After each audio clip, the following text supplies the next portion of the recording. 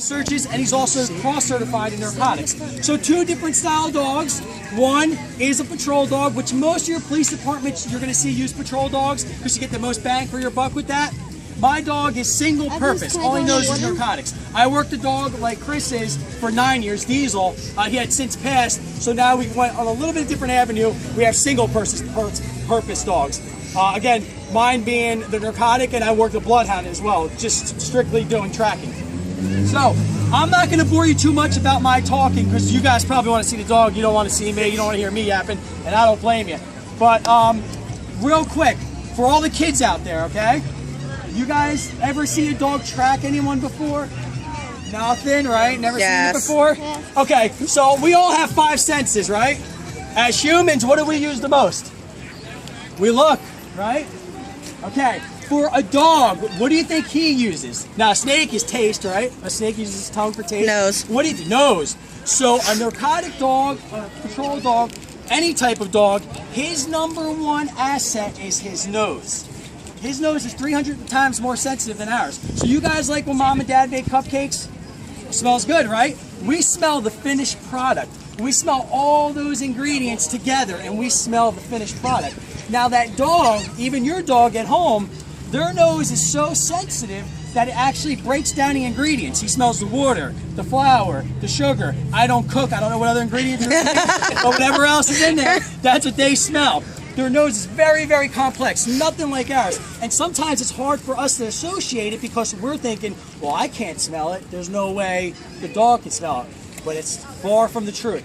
Their nose is incredible. So, about tracking. When a dog tracks, now we smell people 2 ways, right? We smell either if they smell good, the guys are putting on the cologne, trying to impress the ladies, right?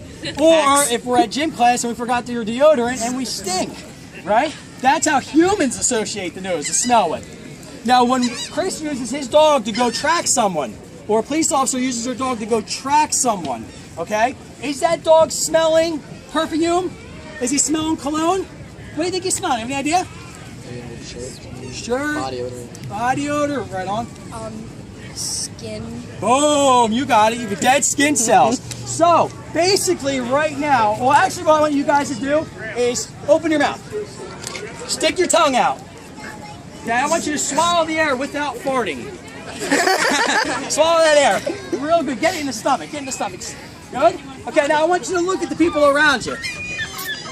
Okay? Maybe know each other, maybe not know each other, right? But what if I just told you that you just swallowed their dead skin cells? Oh, that's exactly what you just did though. Because all you guys right now are a bunch of snakes. You're shedding. There's millions of dead skin cells coming off your body right now. And that's what the dog smells. So as that bad person's running away from us, as that good person's walking away from us, as the lost child walks away from their mom or dad, they're leaving a track of dead skin cells. So that's what the dog's actually smelling. So it doesn't care that the person stinks, or it doesn't care that the person smells good. He smells your dead skin cells, and all you guys smell differently. So if the bad guy ran through the crowd, and Chris is tracking with his dog, and he gets here and is like, oh my God, there's so many odors, he's going to continue on that same odor. Because remember, he's able to break down the odor, the smell that we want him to find. Any questions on that? Pretty cool stuff, right? All right, so I'm going to take out my dog Tux. Remember, he's a single-purpose narcotics dog. Now, what you're going to see is he's what's called passive. When he finds the drugs, he's going to sit where it's at, okay? And then I'm going to throw a tennis ball. What do you think the tennis ball is? Drugs. Drugs. Toy. It's a toy. It's his reward. Do you think he knows he's finding drugs? What do you think he thinks he's finding? What do you think? Tennis ball. So get this. If my boss right now came here, Chief Michael Bradley, he says, hey, you know what, Mike? I got a deal for you. He says, I'm going to put a briefcase in that corner over there. And that briefcase is, let's say, 3 paychecks. A couple of vacation days, a couple personal days, and some sick days. Or I'm going to put this slimy, nasty, broken down tennis ball in that corner over there. And he says, Mike, whatever one your dog goes and gets, you can have. So I say, Tux, my man, you go get that briefcase, go on vacation, I'll get you a girlfriend, female lab, and I let him go. What do you think he's going to go for? Tennis ball, and that's okay because this is his paycheck. he doesn't get paid like we get paid. His paycheck is all fun, all games. So the more fun I make it, the better off he's gonna be. So it's my job to reward him and to be goofy. When we go to police academy, okay, you go to police academy and they teach you, stand tall, which I can't do anyway. They tell you stand tall. They tell you gotta talk with a deep voice and present yourself nice and shine your shoes and shine your leather and present yourself very professional, which is totally true. But what happens is, then some of us, we go to K-9 school, all right? So we get our dogs, and we're around our peers, and well, we're way too tough to be goofy. You know, you can't be goofy, you're a police officer, blah, blah, blah, blah. And we go there, and we start playing fetch with the dog. Fetch! Fetch! And the dog's like, I don't play with you guys. You gotta be the exact opposite. You gotta be a goofball. So to be a K-9 handler, you gotta be goofy. Because if I play fetch, if I have my dog find the drugs, and he finds it, I throw the ball, oh, good job, man, good job. Is that any fun? No, you're gonna say I get down with him, I get goofy, I play tug of war, because I'm his paycheck. I gotta make sure he's rewarded, and that's what it's all about. All he wants to do is please us. So whether it's my dog pleasing me to find drugs, or it's Chris's dog pleasing him to go bite the bad person, which is all a game, or again, his dog also finds drugs. It's all going about crazy a good time. back there. He so wants it's to our get job out to big make time. sure our dogs have a good time. Any questions real quick? All right, here's what I'm gonna do. I'm gonna bring my dog out. I'll let you check him out. Definitely not intimidating. He's actually very cute. Chris's dog's very ugly. No. I'm on teasing. He's got a very cute dog too. But you're gonna really see two completely different dogs. My dog's very mellow, very passive, not intimidating whatsoever. You're gonna see Chris's dog come out very intimidating, very fast, very intense animal. So, if we have bad guys that want to mess with us, I take my lab out, is it gonna do much? Absolutely not. You take Chris's dog out, and after you see what he's gonna do, you totally have a whole new, I'm sure you guys have a whole respect of the canines, but you'll really see why a bad guy will fight 5 or 6 cops. But you take a 60-pound dog out, they want no part of it. And what you're gonna see is for good reason. So I'm gonna grab Tux out, I'm gonna bring him by, I'm gonna do a search around my vehicle. I have some drugs hidden on exterior. As he finds a drug, I'll reward him. And again, all he thinks is he's finding his test bulb. Really, he's finding marijuana that we have hidden. And then Chris will take his dog out. Sound good, guys? Yep.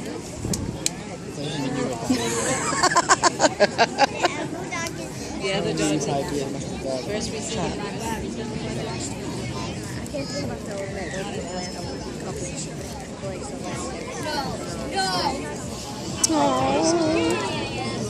Alright, so this is Tux. He's a 3-year-old lab, nothing but a goofball.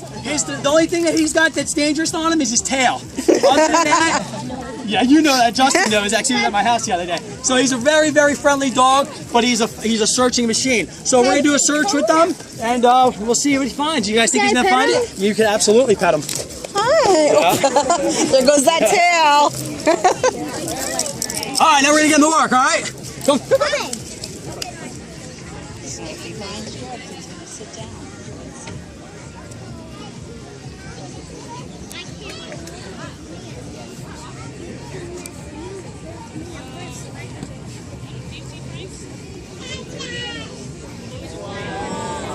There might be something there.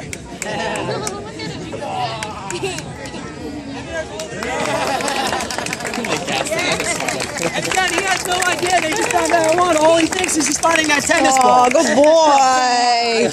He's a boy. Where's your gun? Where's your gun? All right. So listen. I go Time to go to PetSmart. Many tennis balls. But again, that's his paycheck. It's all about having a good time. It's all about a reward. So, we started you guys off lightly by the drug dog. Now we're going to transition to the cool stuff. You're going to get to see the dog that actually does the bite work. Now, real quick, our dogs come home with us. At home, they're regular. At home, yep, they're regular pets. But they know when it's work time. They know we go to school. For the kids that go to school and the parents that have work. For the kids, what's our favorite days during the school year? Weekends. For the parents, what's our favorite days? Our days off, right? I know they're mine. Now I can tell you something. For the K-9 dog, what do you think his worst days are? His worst days are my best days. Our days off. All they want to do is work. They're very work-driven dogs. And you're going to see, again, you're going to see Chris's dog, very intense dog. All that dog wants to do is please. All he wants to do is either bite someone or find drugs. All right? I'm going to put him up and we'll get him going. Come on.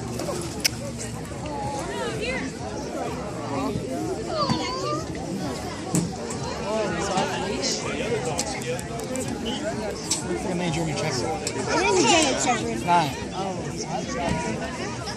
Okay, as Chris is getting his dog ready, about the cars, our cars are solely strictly for police dogs. Obviously, you can't put a prisoner back there with the dog. They got it good. My dog right now is probably like 50 degrees in there. He's listening to some rock and roll music.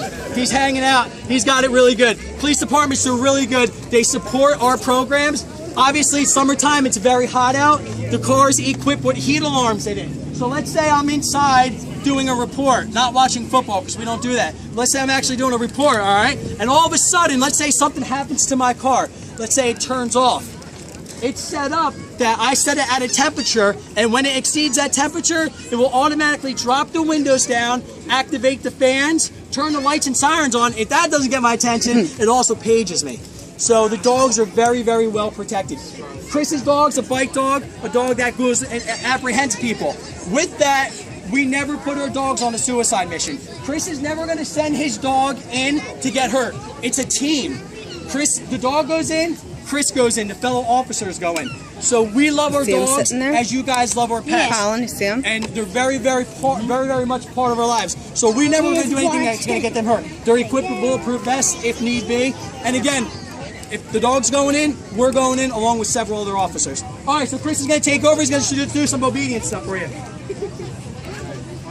All right, guys, I'm just going to show you some really quick obedience, and then we'll get to the bite work, which you guys came to see. Right now, you can see he's very obedient. He'll stay out there and do figures. Come on, place. Now you got to remember, this dog is super excited right now. He sees all these people here. And right now, where do you think he wants to be? He wants to be where the action's at. So it's killing him right now not to be next to Chris. Killing him. Oh, I know. I'm like, stay. I'm like, he'll never move. He'll never move, and he's right next to me. All right, I'm just going to show you guys just some how I can direct him with just some hand signals. Instead of telling him to lay down, I could just do some hand signals, and then he'll do everything I tell him just by using my hand.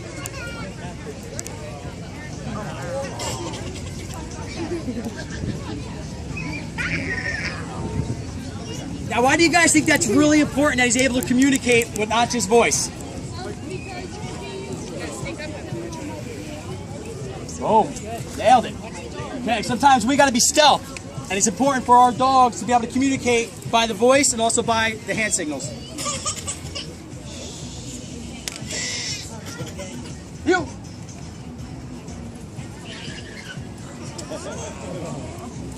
See how he's kind of like shaking? Sorry. He's just waiting for this right here. That's all it is. It's all about that game. It's all about that reward. The ball. Just like what he said with the drug work, that's all they care about is the ball. Hi. Very social, very friendly. He can go up to anybody. You can pet him. Like some dogs are nastier, but obviously right now I want him to be friendly. He's a great. In a second, what I'm gonna do is I'm gonna have my brother come out, and he's gonna come out from behind the crowd, and I'll do a little bit of bite work. So the second, stay right there for 1 second. Out. Does anybody else's dog do that? If I tell him out, or if I put it right in front of their face without telling him he can have it, will he just like he wants it right now, but he won't take it? So I make like I make a little noise, and he comes right for it. Sit. Out. Out. The amount of training is incredible that they do with these dogs, that we do with these dogs. We go to school for about 6 months. In 6 months, listen, to train that dog is easy. This is the problem. This is the problem. It's easy to train a dog. It's hard to train a person. So Chris puts an incredible amount of time into his dog, as you can see. So after 6 months, it's not over. You got to continue to work. For the kids, I know, dude, I was in school. Homework? Bah. But there's a reason for it. We do homework because it gives us better tests. Who plays sports? You guys all play sports, right? First time we picked up that basketball, were you able to dribble it really good? Honestly? Ah, you lie. First time you got the bat, were you able to hit the ball really good? No, it's practice. Same thing with dog training.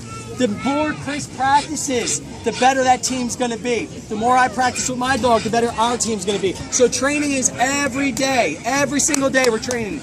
All right, so you guys see how much he wants that ball, right? All right, you can come on out. Now, he's not going to care about that ball once he sees this suit. He sees lunch meat. Oh my God. Just start smacking your arm. Wanted a volunteer. You don't even care about the ball anymore. After the bad guy. Are you going up? Tighten that bottom up a little bit. Somebody bites him. He's gonna go for his leg anyway. Ooh. I'm choking him a little bit. He can't really bark that well. Alright, I'm gonna give him some commands to police get down, and he's probably not gonna listen to me, and he's gonna run away. Obviously, he's locked on. He's all about business right now.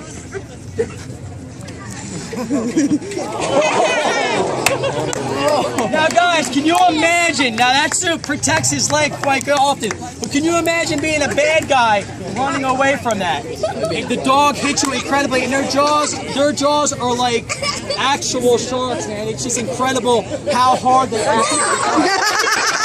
What Chris is doing, he's picking his dog up. Most dogs will pop off.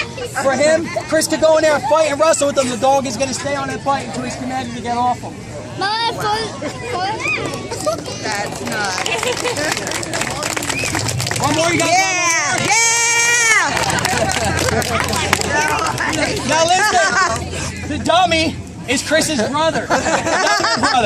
So, hey guys, just back up on first.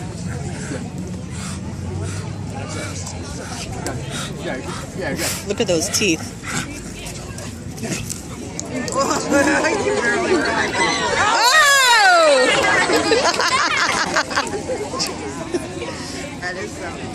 Let's go step in water. No.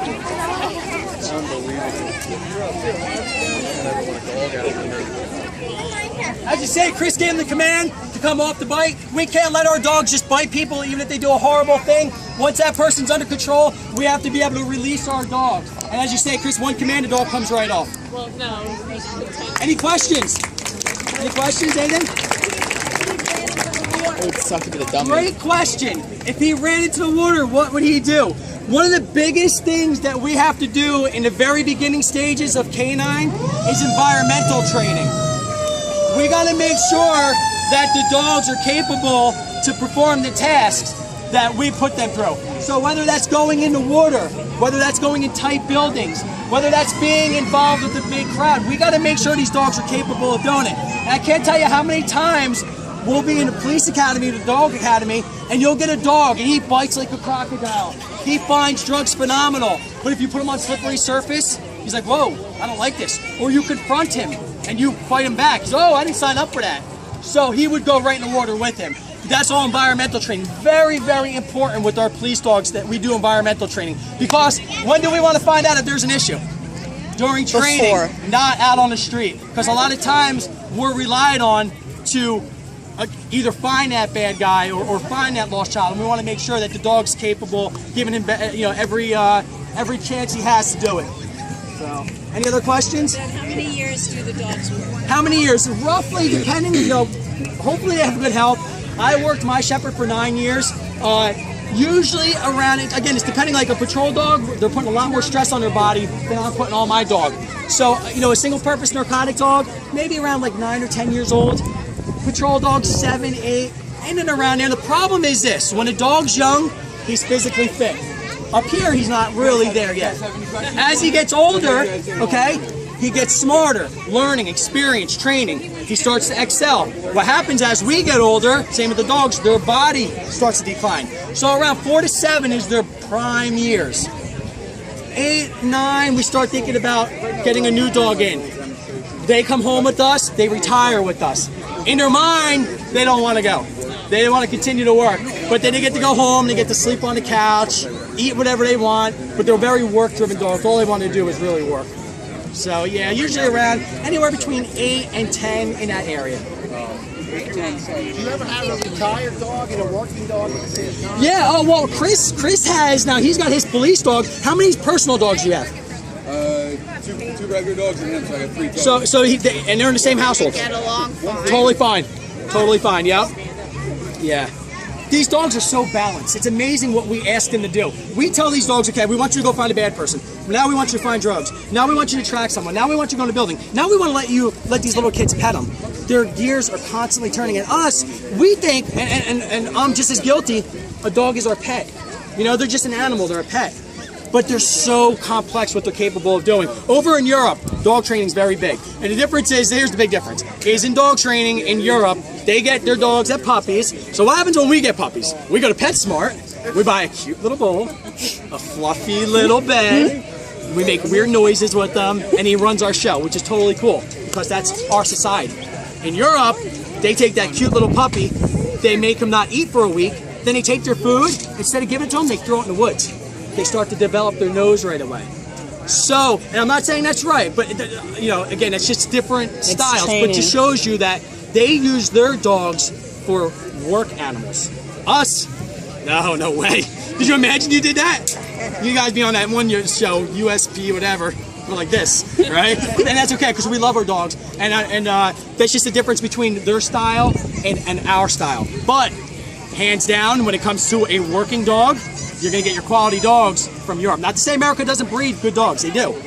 But over there, it's a different ballgame. You know, it's all about military, police, work-driven dogs. And to be honest with you, these dogs, they don't want to sit on the couch. They want to work. They want to be in, you know, on the go all day. Yeah, it's all about. I was going to say, how do you keep them mentally stimulated? That's such a good question. That's what you got to do, because when they retire, you got to continue to do it. We just can't do it to the intensity that we do it, because obviously their body just isn't capable of doing it. But up here, that's what they want to do. They're very, very work-driven dogs. When I tell you that dog is miserable at home, he wants to work. You know, very work-driven animals. So, do you guys have any other questions? You guys, I'll be here for a little bit. What about their diet? Do you, like... Yeah, diet's important for the dogs. Obviously, we can't have a hefty one, you know, and then we also got to make sure they are nutrition correctly, because we are putting a lot of stress on our body. So, you know, like, for the most part, we don't. I don't give my dog like table food and stuff like that. He eats the good K-9. Good K-9 food, so it's important. I'm constantly exercise. I'm constantly swimming my dog, so that's just as important as anything else. Guys, enjoy your afternoon. There's lots going on. Make sure you guys, there's free food, so go get some food. All right, and you guys want to hang